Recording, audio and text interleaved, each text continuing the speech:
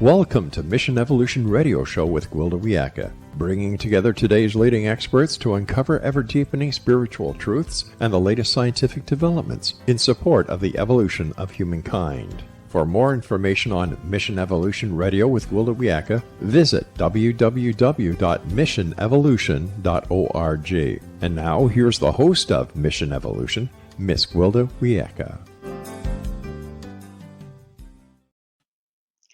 What if the key to evolution and enlightenment is to be found at the quantum level of life? If that's the case, how does one access the quantum level? And what, oh what, does the ancient practice of shamanism have to do with evolution today? Mission Evolution Radio TV is coming to you on the X-Zone Broadcast Network. We're produced by rel-mar McConnell Media Company with studios and corporate offices in St. Catharines, Ontario, Canada. With us this hour to journey into shamanism and the mysterious quantum level is TODD WILCOX. TODD has had a lifelong fascination with alternative healing, consciousness expansion, and human potential. His first book, Slipstream Shaman, Using Quantum Healing for Individuals, Communities, and the Planet and Beyond, was recently published. He's also created online training, Your One Day Quantum Healing Awakening. His website, slipstreamshaman.com. TODD, thank you so much for joining us on Mission Evolution.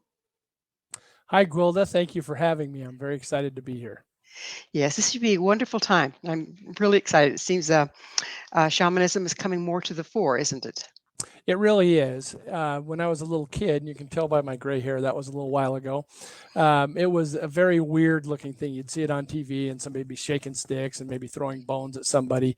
But through the years, we've gotten away from the traditional TV version of what shamanism is. And it's becoming more and more mainstream, more and more acceptable. And we're starting to experiment with it and see what it can do and not just look at it as a fringe type of work. So let's start out with, what is it? What is it? You know, I like to boil things down. And to me, the very essence of what being a shaman is being able to work in a place of energy and spirit and make changes. And so that's what I do. I go to that place of energy and spirit that we can all access. And that's where I do my work. So shamanism to me is going to that place and helping people and myself and groups of people. So where did you learn shamanism? Mostly it's been me just learning on my own. About 20 years ago is where the actual shaman part of it started. And I was in a paranormal group, and we would go and do ghost investigations and try to help people. And sometimes you just couldn't help them. There was some kind of a haunting or something going on in the house that you just couldn't deal with. You couldn't help them. And there wasn't a place for the people to turn when that happened. And I got a call one day from another group that wanted to create for lack of a better term, a super group that would go help people that nobody else could help. And I said, well, that's wonderful. I want to do it. I want to be involved. I want to help. But how do we do that? Because your group couldn't help them, my group couldn't help them, and we're just taking people from these different groups that couldn't help them. What's going to make us different? And so we started looking at different ways of helping people. And the first thing they came up with, well, let's study demonology. That didn't sound like something I wanted to be a part of. It didn't sound to me, it didn't ring true as something that was going to help. Telling people about a demon that might be bothering them, it just didn't seem right. But as we talked more and more, and somebody mentioned maybe we could have a shaman teach us about protection, that absolutely radiated with me. And I'm getting goosebumps now just thinking about it. And so that was the part of the training that I really thought was going to be of value to us. We had a shaman come out and was teaching us how to access our energy and to do some other things. And she helped most of the people in the group get better at it. The problem was, as she was showing us how to access our energy, she was describing a completely different experience than I was having. So she's describing the energy should be warm. Mine was cool. It should be a certain color. Mine was not. My energy, it's funny, it was almost the exact color of your shirt, a light blue color. That's very close to the energy that I had at the time. It's since evolved. And it's funny that the energy can change as you do this. but it started out as a light blue, just like your shirt. And that was where the whole thing started. I couldn't learn from her at that time. So I didn't interrupt everybody and make it bad. I listened to what she was doing and then I did it on my own. And So since then, everything has. where was she trained? She was trained, I want to say, through the Western Shoshones. Okay, was she Shoshone herself? She was not. Okay. Did she consider herself a shaman? She did. Yes, she called herself a shaman. And, and I guess there might be a little bit of pushback from people. Well, you're not an Indian, you're not from Peru, you're not whatever. And it doesn't matter. We're all made of the same things. When you boil, and like I said, I like to go down to the very basic of things. You boil us down to our essence, we're made of the same thing. You and I are made of the same star stuff that's been around for billions of years. There's not a bit of difference between your energy and mine. And so it really doesn't matter what my skin looks like and what my background is that way. It's about the intent to help people. And that's really where a shaman starts, is with that intent to help people. So you were talking about she's training you how to work with your energy. What exactly does that mean? Okay, great question. So it starts off, and this is how I start my training with people, is I want them to access their energy and to know what their energy feels like. And so I have them get their hands out and just start putting them together. And you'll feel something. In the center of your palms, you have a chakra, and you'll start feeling energy between the two. Might be warm, might be hot, might be cold. Mine's cold. Many of the people I work with have warm energy. Doesn't matter. Everybody's energy is fine. It doesn't matter if it's warm or cold. Doesn't matter the color. So you start finding your energy. Once you find your energy and you can access it easily, now you're going to cover yourself in it. And as you cover yourself in it, you're giving yourself that extra protection when you're going to like a haunted place or a place with some bad mojo or whatever, or when you start working with people and they may have some kind of attachment. You've got protection on you, and then you can give them protection. And so that's where the energy all starts. That's for me where shamanism starts, is finding your own energy, and then helping other people find theirs and aiding with that. Well, where does this energy come from? It is. I don't know if I could give you a definite answer. What my feeling is it's our soul. We're accessing our soul energy. And so, yeah, that's a great question. I don't know I don't know if there's scientific experiments that could take us to where this energy originates. But again, it's from that place of energy and spirit. My personal belief is that it comes from what we would call our soul. So while we're doing definitions, what do you mean by spirit exactly? By anything that doesn't have physical mass. Energy, energy and spirit could almost be considered the same thing, but it's where you can interact with people on a spiritual level. When I do my healings with people, I invite them into my quantum room, which I'm sure we'll talk about later. But it's not their physical body that comes into that room. It's their essence. It's their spirit. It's their energy. And maybe, I need to look at boiling it down even farther, and that spirit and energy are one and the same. But it certainly helps in my description to say spirit and energy. It helps people understand it a little better. But it may be that they're exactly the same. So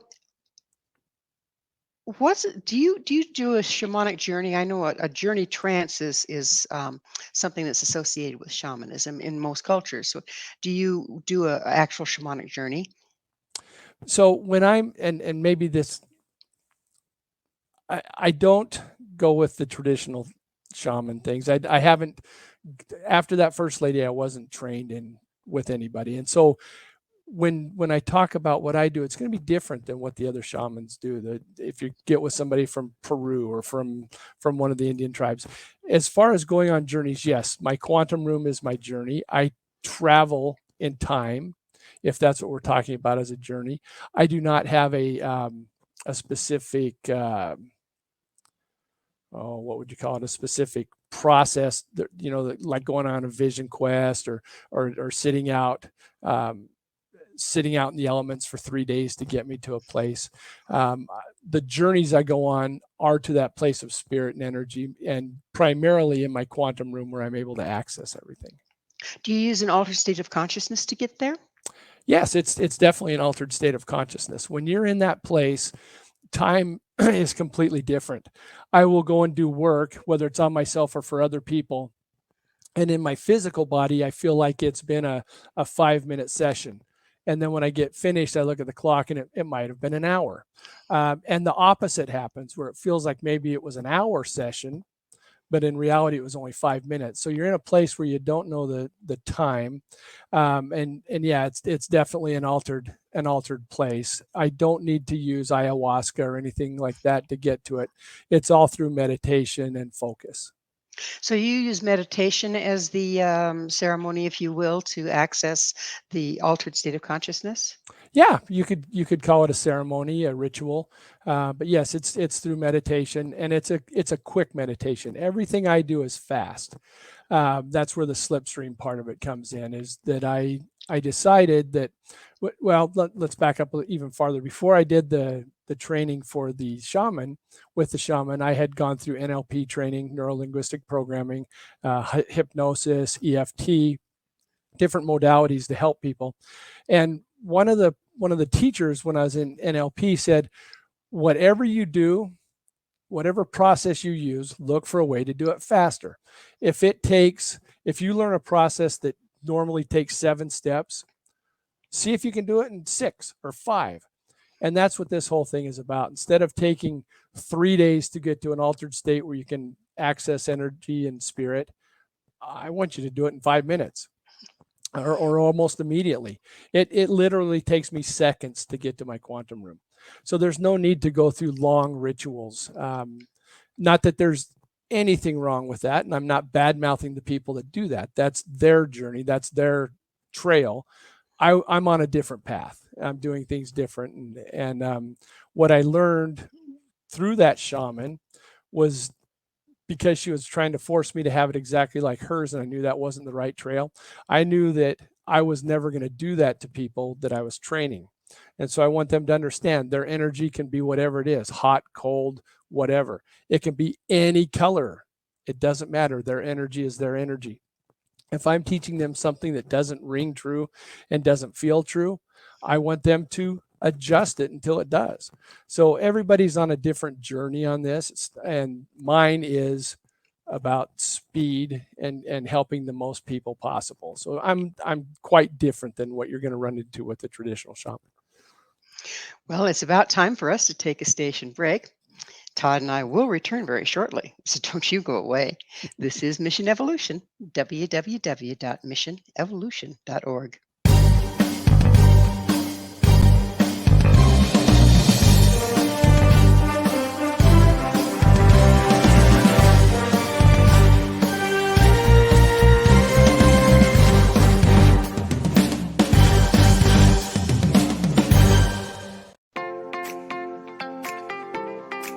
Are you interested in evolving with the times and becoming all you can be?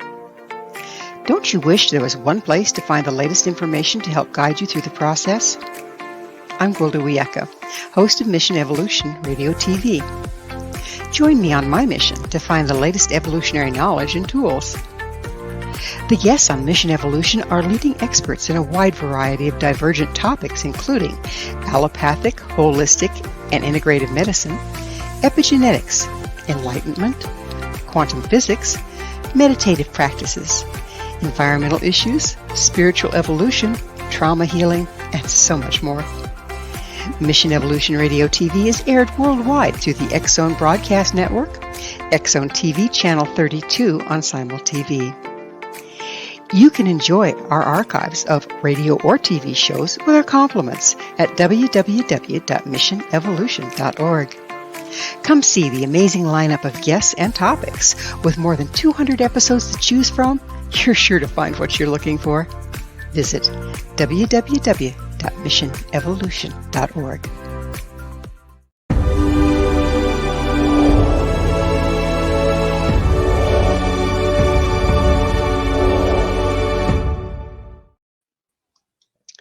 Is shamanism a real thing or just superstition?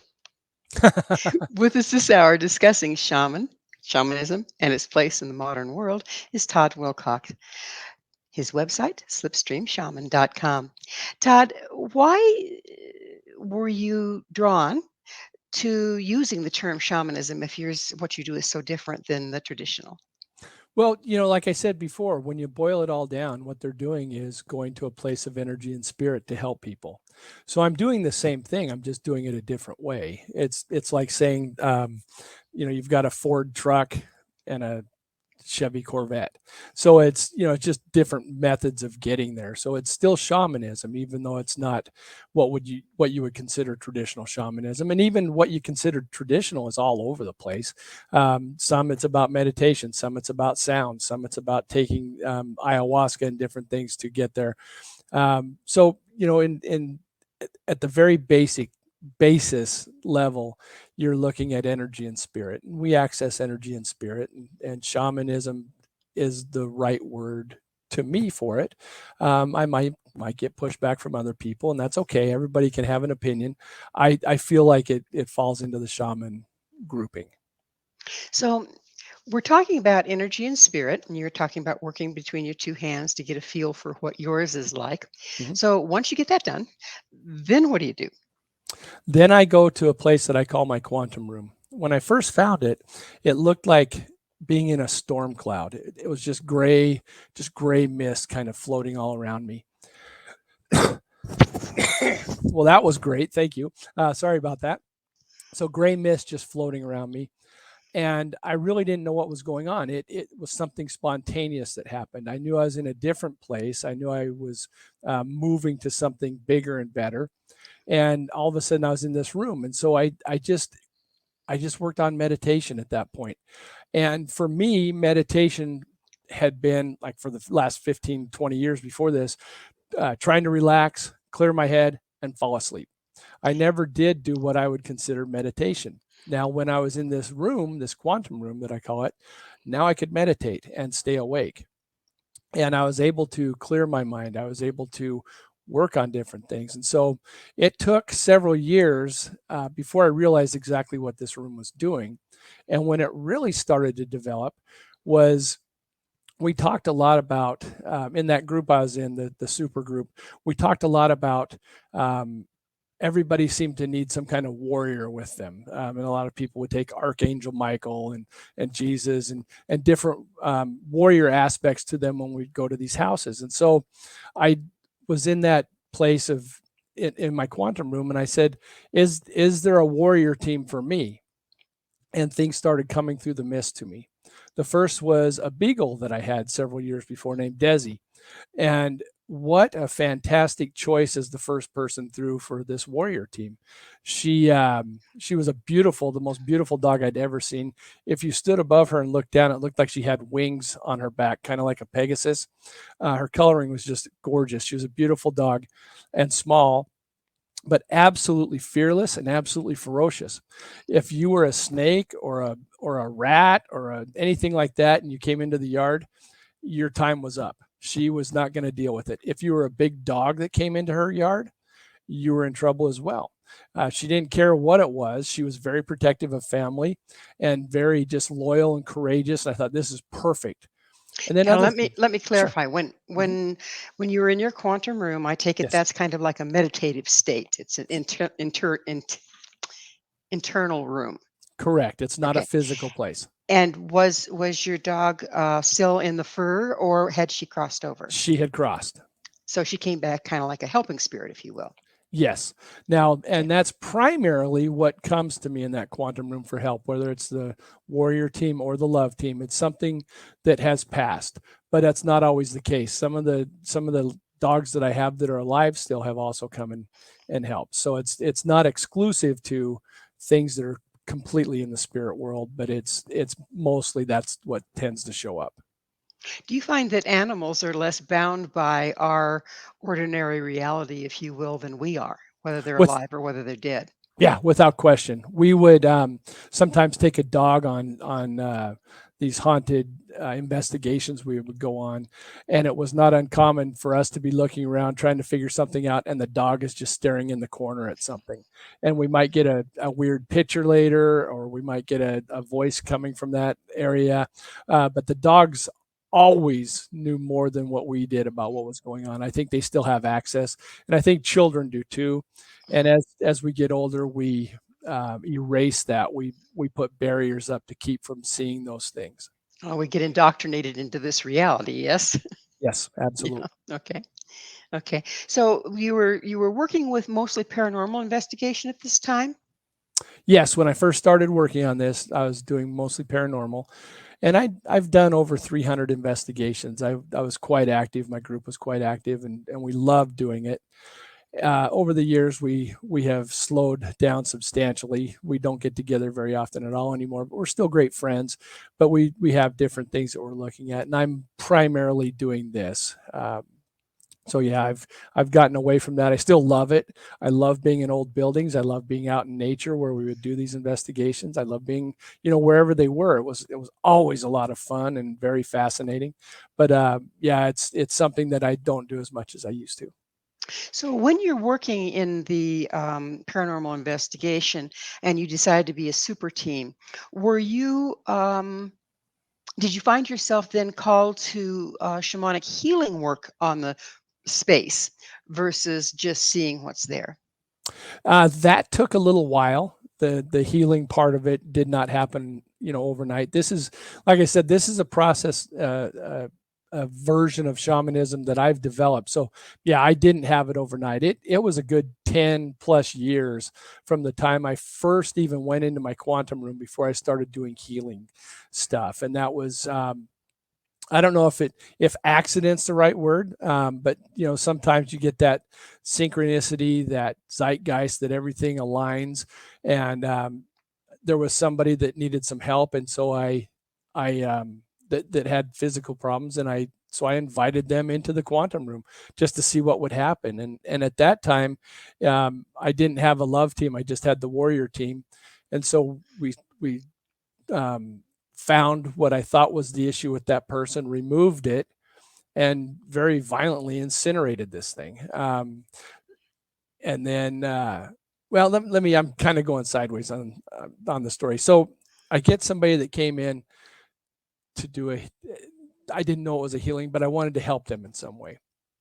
Desi started sniffing around this person, and I don't remember the actual thing that happened, but let's just say that she. And to preface this, when I'm doing this, I have a very limited time to write down what happened or I forget it because it's in a completely different place, a place that doesn't work with my brain. The human brain isn't set up to be in this place. And so if I don't make notes, detailed notes quickly, I don't remember anything that happened. Of the thousands of healings I've done, I know bits and pieces of maybe 20 of them. And mostly the reason I can tell you stories that happened there was because I took down notes, reviewed the notes, and to the point that now I can kind of access what happened. So is it like a dream state? It would be similar to a lucid dream state where you have Right. control. And Um, and in dreams we don't always retain. Correct. Gotcha. Correct. Okay. Yeah. But with a lucid dream, if you've ever had a lucid dream where you have control of the dream and you can do anything you want, those tend to stick with you. This process does not for me. Now, other people have said that when they do the quantum healing that they do remember it. I do not. I use a dictation program on my phone because I would forget it almost immediately, and people want to know what happened. And so there's and maybe I need to just kind of tell you how the process works and what's going on. What I have now is a warrior team and a love team. The warrior team finds things on people that shouldn't be there, and those are three basic things. You have something that's there a lot, about 97% of the time. It's what I call a companion, and these companions started out as something that was positive for the people, but over time have become a problem. So picture a little boy playing, hurts his arm, and and so he saw on TV maybe some wrestlers or football players that had a band tied to their arm to keep things in place, and so he does that, and that arm feels better, and so that band in that moment is helping him. Now, what if he leaves that band on for a week? Is the arm being helped or hurt? If he leaves that band on for a month, What about a year? What about 10 years? So what started out as something good that helped becomes something that's a problem later on. And that's what these companions are. It's energy. It's not a physical thing, but it's energy. The next thing that we deal with is a parasite. These things did not start with a positive intent. There's something kind of bad to them. And they are there primarily taking energy. And then the final thing that I run into, and it's very rare, and like I said, I've done thousands of these healings and thousands of times in the quantum, and I've only run into 3 of these things. And I don't know what to call them, whether they're demons or aliens or something else. I don't really know how to name them. One looked like an alien. You could also say it looks like what people call a demon. So the other things were so otherworldly that I don't even know how to describe the other 2 in the time that we have left. But so those are the 3 things we're looking for. And what Desi would do is sniff around on somebody, and this again is metaphysical. It's not their physical body. It's their essence. And she'd start scraping. And in one of the cases, let's talk about a lady that had a heart problem that I didn't know about, but she started digging around her back, kind of where her heart was, pulled this rag out of it. So let me back up just a little bit. Sure. We're talking about the spirit Desi, and we're talking Correct. about the spirit of the person in your Correct. quantum room. Not Yes. Okay. Not somebody on a table with your dog physical. taking after them. Okay. Nothing's physical. Yes, Okay. nothing's physical. I've worked with people in different states, in different countries, at different times. So I will do the work, and it affects them later. So there's, we're not bound by any physical thing. It's not about distance or time when I'm doing this work. So Desi pulls this rag out of her, and we take the rag, we give it healing energy, and then the love team gives it love energy. It transforms from this rag into this little boy with blue eyes, curly blonde hair, that looks at this lady with just absolute love and then walks away. And so what I'm thinking is happening is as we pull these things out, and they're just how they represent themselves to me. It's the energy representing itself. We're changing it back to its original intent, its original form, so it can go out and do what it's supposed to do. So in this case, it looked like a rag when there was a problem, and then it transported in this little boy. And I've seen all kinds of things. You name it, we've taken it from somebody. You name it, it's turned into it. Well, Todd, it's time for another station break here. Okay. So we will be back to continue our discussion. So you folks stay right there. This is Mission Evolution, www.missionevolution.org.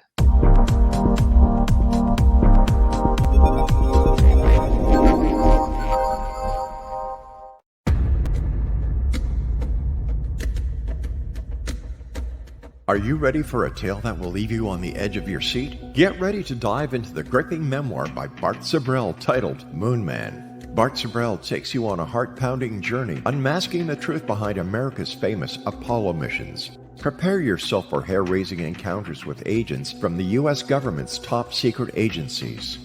In Moon Man, Sibrel fearlessly reveals his real-life espionage adventures, shining a light on one of the CIA's best-kept secrets. Brace yourself for shocking revelations, including Sibrel's discovery of privately recorded audio exposing an Apollo astronaut's chilling plot, a plot orchestrated by the CIA. That's right. As Sibrel unveils this groundbreaking evidence, it becomes clear that there is much more to the Apollo missions than meets the eye. Could it be that we've been deceived all along? Moon Man is a gripping page-turner that challenges everything you thought you knew. It's a mind-bending journey into the unknown, where the line between truth and fiction becomes blurred. Don't miss this opportunity to uncover the secrets hidden for decades. Let your curiosity guide you as you join Bart Sibrel on his quest to find the truth. Moon Man, available now at Sibrel.com. That's Sibrel.com. Prepare to have your beliefs shaken to the very core.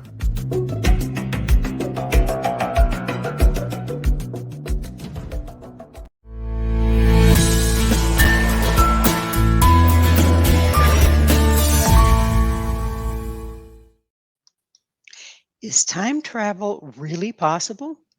This is Mission Evolution, missionevolution.org. With us discussing the fluid nature of shamanism is Todd Wilcox.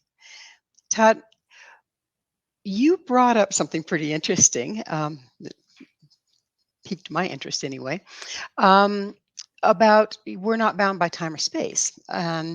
Is that explain that a little bit? Is that in our day to day life, or is that just when you go into your quantum room in a altered state? So primarily when you go in the altered state. Um, However, we what I've found is when you're doing this work, you're working on somebody, and you help them with a problem, an energy alignment, a healing, whatever you want to call it. It doesn't just heal them in the moment, it heals history as well. So it goes back, and many shaman groups believe that when you do these healings, you're healing 7 generations at a minimum. And so picture healing back 7 generations, and that same energy, that same problem that's causing you problems now is healed back then, and then flows all the way through those generations, even going past you. So in that sense, in our physical bodies, we can touch time travel because you do that healing that heals way back, and it goes through you, goes into future generations, and helps them as well. In your quantum area, when you're in the quantum room, when you're in that place of energy and spirit, you're not bound by the same time rules that we are here.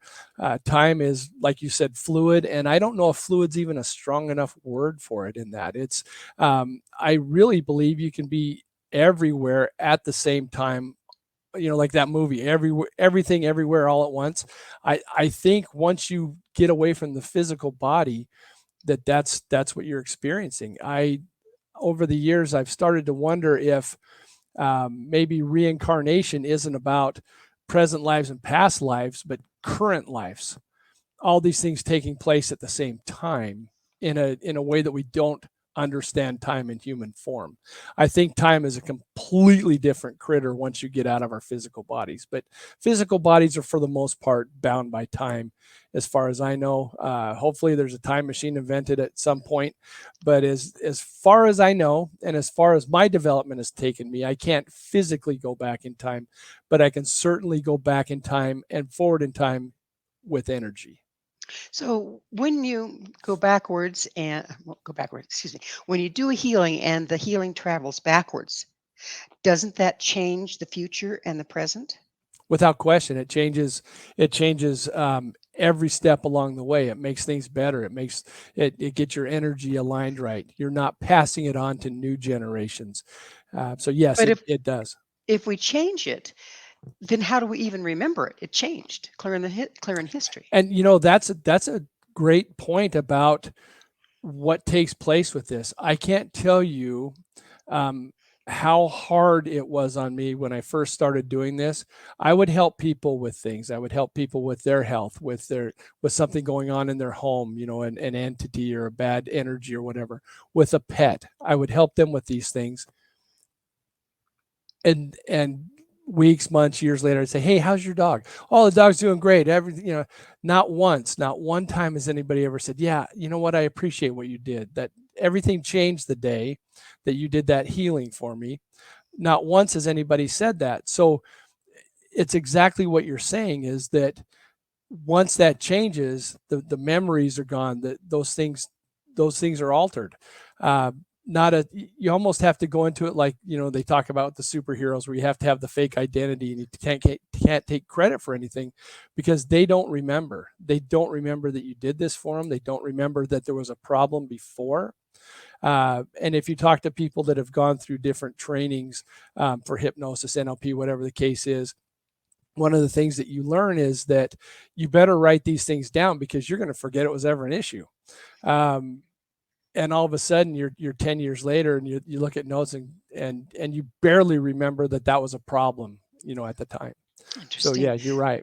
So they don't even remember coming to you in the first place, or does it just kind of get foggy, or what's that look like? Um, I don't know if I can say they don't remember coming to me, but they certainly don't remember that I did the process for them. It might be, they're in a different state or whatever. Here's one example. A friend of mine I saw on Facebook, and we lived in different states at the time. He he was talking about his dog was getting sick, getting sicker, getting sicker. And then he puts on there, okay, the dog's done. I'm taking him to the vet. The vet said if these things continued the way they were, that they would have to put him down. And they're actually not only continued the way it was, but it was worse. And so he was heading down to, he was getting in the car to take him to the vet to put the dog down. And so I called him and said, Jim, you know, we talked about the, oh, I shouldn't have said his name. We've talked about the, that is really embarrassing. I'm sorry about that. I typically don't do that. I lied about his name. So anyway, I told this person, don't do this. Don't take the dog. Give me an hour. And he committed to an hour, and he waited an hour, then took the dog down. The next thing I know, he's posting that the dog is fine. The dog made a complete turnaround, a full turnaround right now. And I told him what I was going to do, and we talked about it. And he says, yes, I'll take anything. I'll do anything. And through the years, I've talked to him, and I always ask, how is your dog? And not one time has he mentioned that we did that process. Interesting. Do you find animals more receptive to this process than humans? No, animals have been very receptive, but humans are too. I find that certain things are very, very receptive. Heart issues, for some reason, are extraordinarily successful with this energy change, and I couldn't tell you why, but every time we do work with hearts, there's a great outcome. So that part's exciting. Hearts usually really respond well, but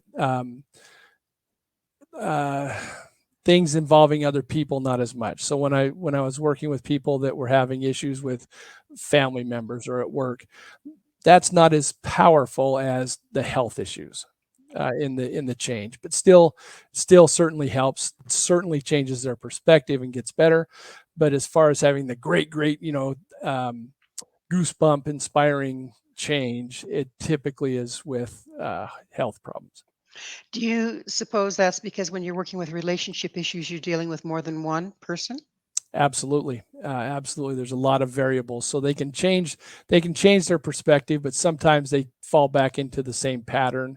The same patterns are around them and they fall back into it. And sometimes people don't want to change it. They say they do, but in reality, they like being able to say, I'm having this problem with this person.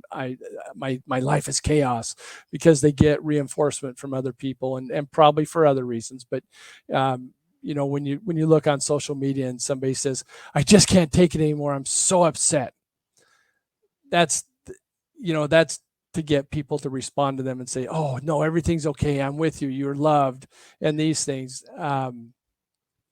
And when they lose that, they feel like they've lost something with them. So as they fix relationship things, it's a little more difficult, it's a little more involved. Where do you stand on permission? I mean, because you can go into this quantum level and access people, right? Yes, and I always have some kind of permission. If it's a pet, I need permission from the pet owner. If it's a person, I want either their permission or a family member's. Sometimes they're not able to. I worked with a lady that was in a coma, and so I had permission from her husband to do this. And I've had numerous spouses that do permission, and or family members, brothers, sisters, parents. But yes, I always have permission before I do this. I just don't do it willy-nilly. So when you're working with someone and you're getting permission from a family member, is it because you can't directly communicate with that person, like the coma? Like the coma, or it might be an adult and their child is 3, and how do you explain that to the 3-year-old? So Right. Of course, they probably get it better than we do if you think about it. I wouldn't be surprised. Yeah. Okay. They absolutely get computers and telephones better than I do, so it wouldn't surprise me that other things as well. Well, that's a genetic thing, I swear. So you mentioned, let me see if I can get this right, retrocausality. What's Yes, that? retrocausality. That is a version of time travel.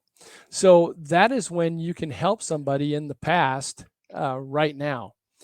And so where this all came about, and I don't remember the name of the article, but there was a group that did an experiment. They went to a hospital and they were given access to some hospital records.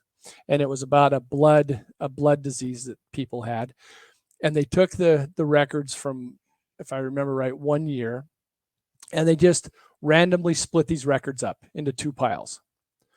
One pile of records, they got a group together and they prayed on it. They meditated, they sent love, they did everything you can imagine spiritually to these records to help these people. And this is from 10 plus years in the past that the people were sick in the hospital. And then with the other half, they did nothing. And they found a statistical difference in the rate of recovery, the quality of the recovery, virtually every measurable thing with those people in the group that was sent the prayers and the positive energy. We also, we know that if you do the positive energy with water and then freeze it, you get much different crystals than if you don't. So there's things out there, and retrocausality is a form of time travel, but you're actually helping groups in the past. Well, then that brings to mind, what if it's misused? Can you put curses in the same way? Yeah, you might be able to. And people have asked me that before, and it's just not anything that I've spent time working on. This whole thing for me is what I found meditating in my quantum room was that my life's purpose. I searched for my life's purpose for decades. And what came to me was 2 words: to help. So my purpose is to help, and putting a curse on somebody is not helping them. And in fact, people putting curses on, I think curses are a real thing, and sending out negative intent, negative thoughts are a real thing. And I think that's where those parasites I talked to you about come from. Could be from road rage or anything like that. That's very intense emotions being shot out to the universe that become parasites. So I think you can curse people. You probably could use retrocausality to do that. It is not something I have experimented with or ever will experiment with. I won't be a part of that. But it's very possible that it is. And I just want to send out the intention to the world and the energy to the world that don't use this for that. Use this for good. What this is for is to help.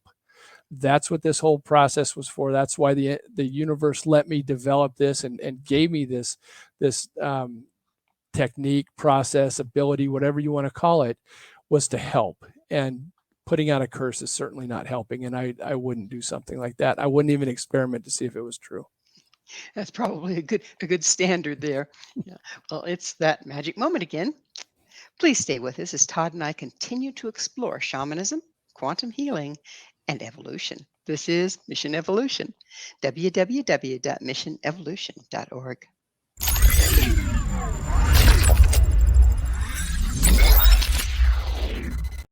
Do you have a product or service you'd like to promote to a worldwide audience? Imagine your product featured on Mission Evolution Radio TV. If you're interested in showcasing your work, Mission Evolution is broadcast to the X Zone TV Channel 32 Simul TV, on the X Zone Broadcast Network, YouTube, iTunes, iHeartRadio, Amazon Music, Audible, and many other audio and social media platforms. Our professional studios can produce and broadcast your custom high-quality ad. It will be permanently embedded in each episode and featured in the archives for years to come. Together, we can make it happen. Contact us at info@missionevolution.org for more details. Spaces are limited, so don't miss out on this great opportunity. Email info@missionevolution.org today.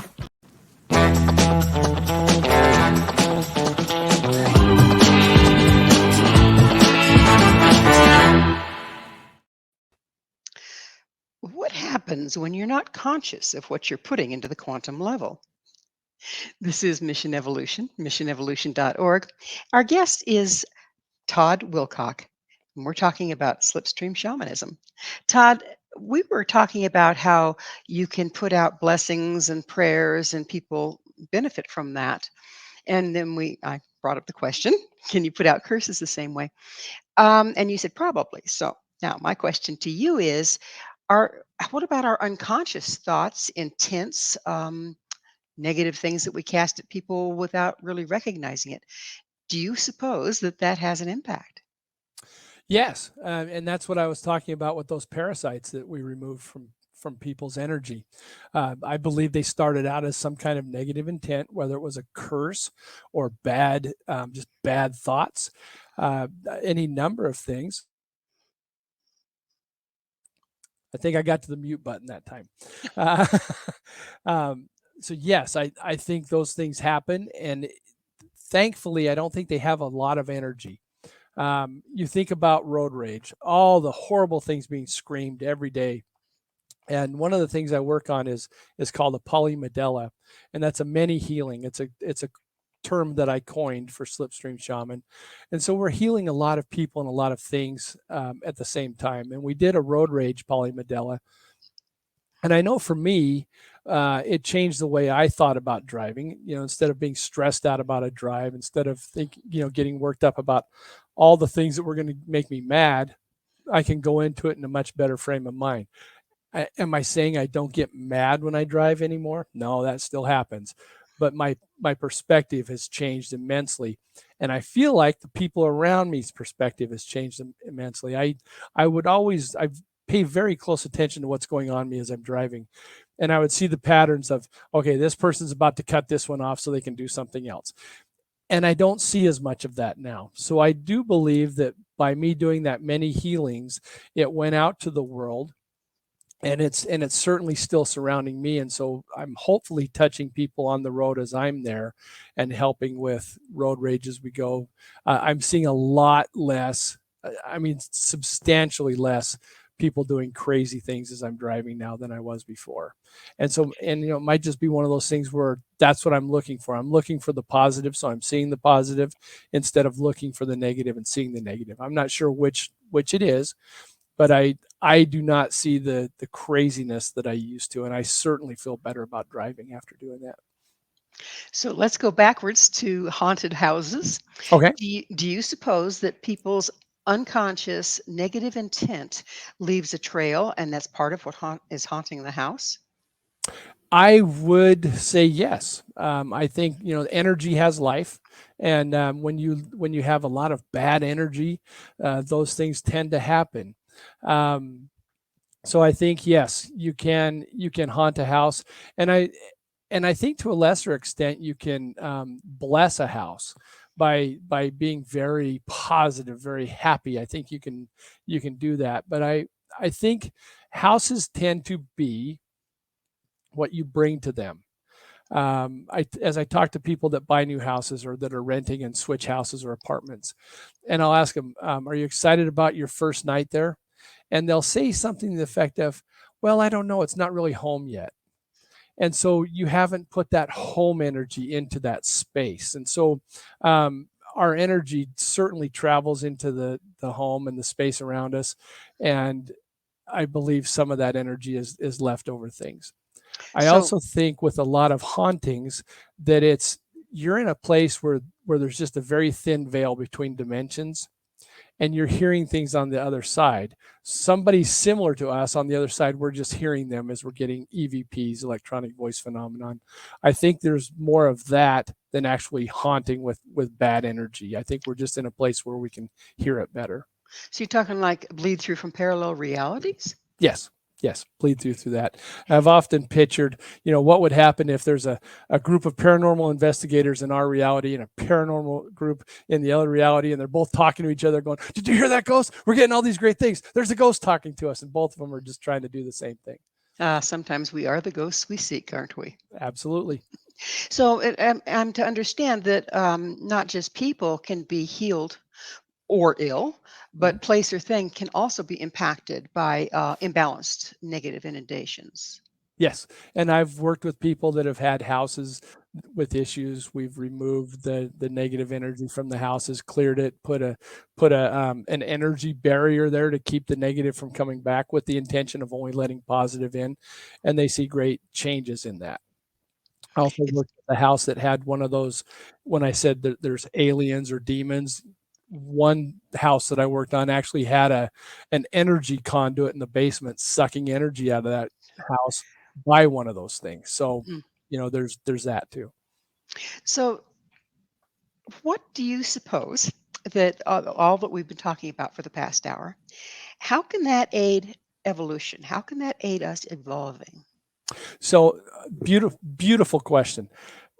What I hope is, as I'm doing this work and I'm getting more and more people involved and they're learning what I'm doing, and then taking what I do and evolve it, what my expectation is just like with my kids or the people I work with, as they grow and develop, they're doing better things than I ever thought I could. My kids have passed me in many things, and that's what I want with this. I want the people that learn this process to make it their own and really develop and run and do special things. And as a group, the people that are working with this and other parts of shamanism, I want us to be raising the vibrational state of the planet and even the universe.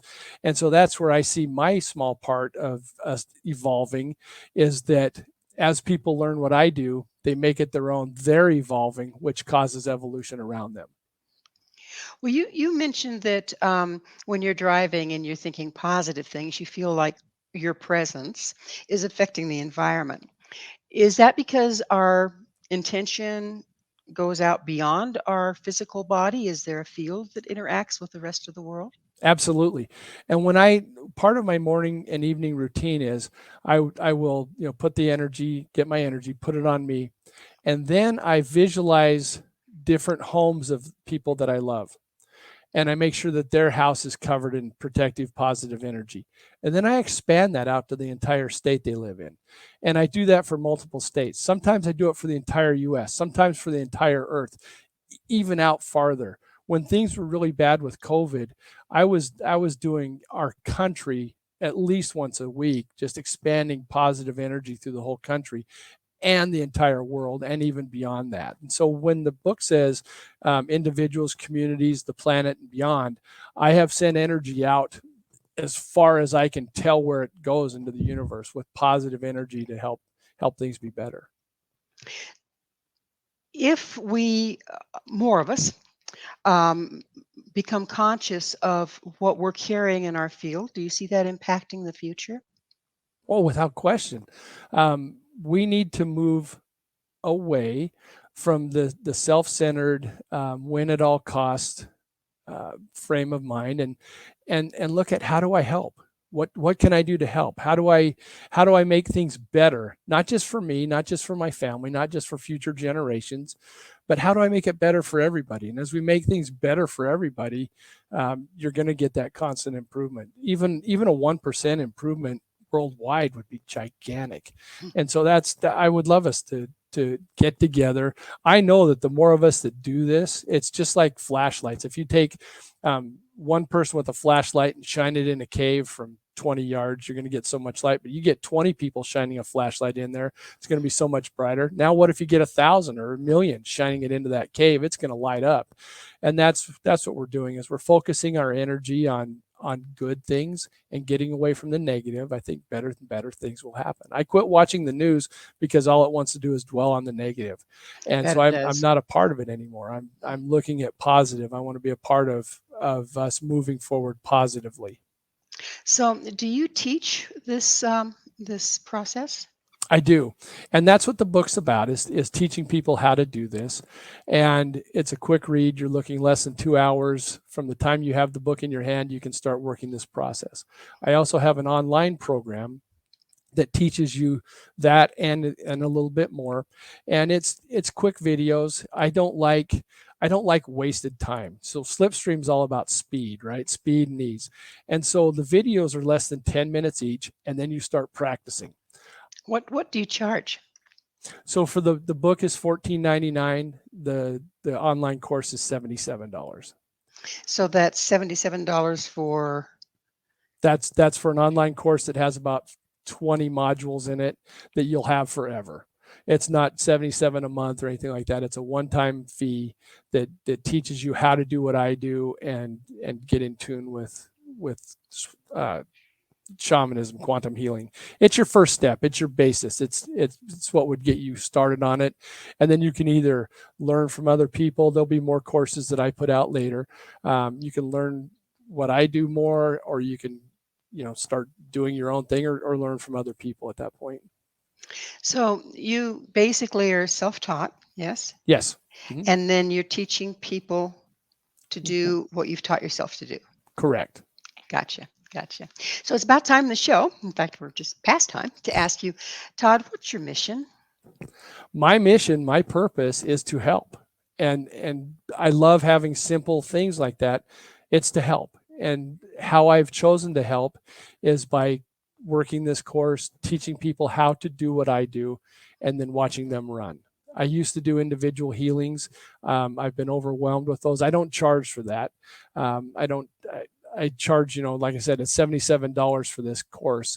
You'd pay thousands to go to traditional training, but $77, you could do it at home at your own pace, and you could literally do many of the things that I do the same day, whether it's the book or the course. And what's a traditional training? The traditional training is you spend weeks, months, years with somebody learning the basics of shamanism, learning how to meditate, learning how to change your energy, learning how to travel in that place of spirit and energy. And I don't have the time.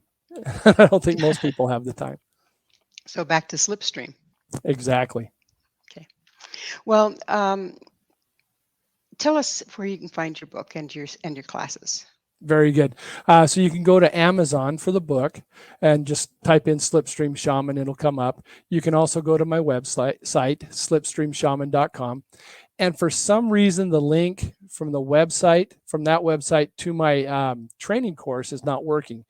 But that training course is at myslipstreamshaman.com. So it's almost the same thing, just myslipstreamshaman.com, and you can get the course. Or if you send me an email from the Slipstream Shaman, I can send you a link. Well, Todd, thank you so much. Unfortunately, we are out of time. Thanks for coming on the show.